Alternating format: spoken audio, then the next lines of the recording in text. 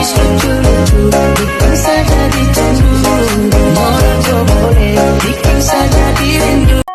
Assalamualaikum warahmatullahi wabarakatuh. Nama saya Binda Wulandari, NIM 8606010502, Prodi PGSD semester 2. Video ini saya buat untuk memenuhi tugas 2 mata kuliah Filsafat Ilmu. Soal yang pertama, bagaimana filsafat ilmu mengawasi dan memperkuat eksistensi keilmiahan serta nilai-nilai dalam ilmu pendidikan. Mengawasi dan memperkuat eksistensi landasan ontologi, mengawasi objek ilmu, membatasi apa yang dikaji dalam ilmu pendidikan agar tidak tumpang tindih dengan ranah ilmu lain. Ontologi menetapkan bahwa objek studi pendidikan adalah fenomena perilaku manusia dan proses interaksi belajar mengajar. Memperkuat eksistensi, memastikan bahwa ilmu pendidikan memiliki akar realitas yang jelas dan terstruktur, baik berupa teori empiris maupun realitas rasional. Mengawasi dan memperkuat keilmiahan landasan epistemologi, mengawasi metode menjaga keilmiahan pendidikan dengan memastikan teori-teori pendidikan diperoleh melalui metode ilmiah yang valid seperti observasi, eksperimen, dan penelitian tindakan kelas yang sistematis. Memperkuat metodologi, menghindarkan ilmu pendidikan dari klaim kebenaran yang bersifat asumsi atau mitos semata, serta menguji penalaran logis dalam merumuskan kurikulum dan strategi pembelajaran. Mengawasi dan memperkuat nilai-nilai landasan aksiologi, mengawasi tujuan memastikan bahwa ilmu pendidikan tidak sekadar mencetak individu cerdas secara intelektual, tetapi juga memperhatikan norma, moral, dan etika. Memperkuat nilai manfaat, mengarahkan agar secara riset dan praktik pendidikan harus berdampak positif, memanusiakan manusia, serta relevan dengan kebutuhan sosial dan pembangunan karakter bangsa. Soal yang kedua, bagaimana pendidikan yang bermakna dan bernilai turut memperkuat perkembangan filsafat ilmu. Pendidikan yang bermakna dan bernilai memperkokoh ilmu pengetahuan dan filsafat ilmu melalui beberapa pilar penting. Landasan aksiologi, nilai dan kegunaan. Pendidikan menanamkan etika, moral agar pengembangan ilmu tidak bebas nilai. Ilmuwan dididik untuk menggunakan dan menciptakan teknologi yang bermanfaat bagi kemanusiaan, bukan untuk merusak lingkungan atau kehidupan sosial. Landasan epistemologi, melalui proses pendidikan yang bermakna, mahasiswa didorong untuk berpikir kritis, analitis, dan sistematis. Pola pikir ini menguatkan epistemologi, yakni bagaimana ilmu diperoleh dan diuji validitasnya secara objektif. Landasan ontologi, pendidikan mengajarkan kita untuk memahami objek dan realitas yang dikaji oleh ilmu secara rasional sekaligus empiris, sehingga ilmu yang dikembangkan benar-benar relevan dan dengan fakta alam semesta.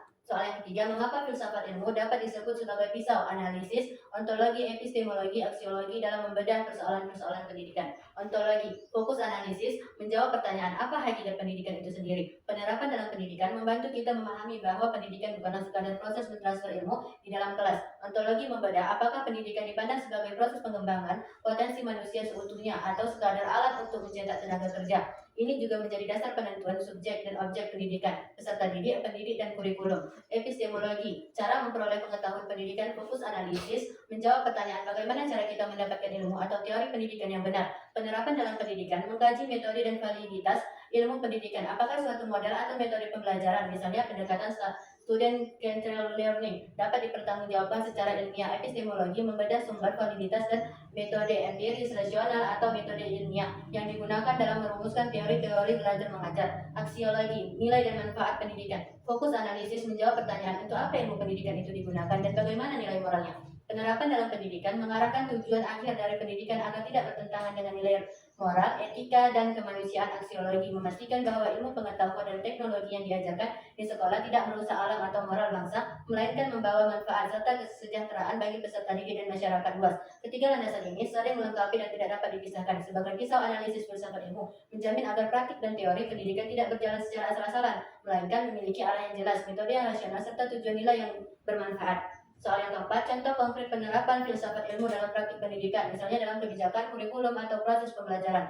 Dalam kebijakan pendidikan, ontologi kebijakan disesuaikan dengan hakikat realitas siswa Indonesia yang beragam. Contohnya penghapusan sistem penjurusan IPA atau IPS di SMA. Dalam kurikulum Merdeka didasarkan pada pandangan bahwa ilmu pengetahuan itu holistik. Siswa tidak boleh dikotak-kotakan sejak dini agar pemahaman mereka tentang alam dan sosial bisa utuh. Aksiologi kebijakan pendidikan diarahkan pada kegunaan, nilai manfaat ilmu bagi masyarakat, contohnya kewajiban kuliah kerja nyata atau KKN, atau kebijakan Merdeka Belajar Kampus Merdeka MBKM yang mewajibkan magang dan proyek desa. Ini memastikan ilmu tidak hanya menjadi teori di kelas tetapi bernilai guna dan memecahkan masalah nyata.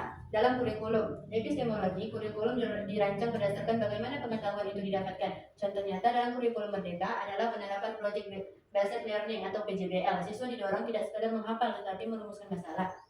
mencari data, menguji hipotesis, dan menarik kesimpulan sendiri. Ontologi kurikulum, penentuan mata pelajaran didasarkan pada hakikat disiplin ilmu yang relevan dengan perkembangan zaman seperti dimasukkannya literasi digital dan coding ke dalam kurikulum dasar yang mengakui bahwa objek pengetahuan manusia di era kini telah bergeser ke ranah digital. Dalam proses pembelajaran epistemologi dan aksiologi, guru bertindak sebagai fasilitator yang kritis. Alih-alih mendikte materi satu arah, guru menerapkan metode diskusi dan tanya jawab untuk melatih logika, rasionalitas, dan penalaran kritis siswa dalam merespon sebuah informasi. Landasan moral atau aksiologi. Dalam proses penilaian evaluasi, guru tidak hanya menilai dari kecerdasan kognitif, angka atau nilai, tetapi juga menilai sikap afektif. Ini berdasarkan filsafat bahwa tujuan akhir ilmu adalah untuk memanusiakan manusia. Sekian dari saya, terima kasih. Wassalamualaikum warahmatullahi wabarakatuh.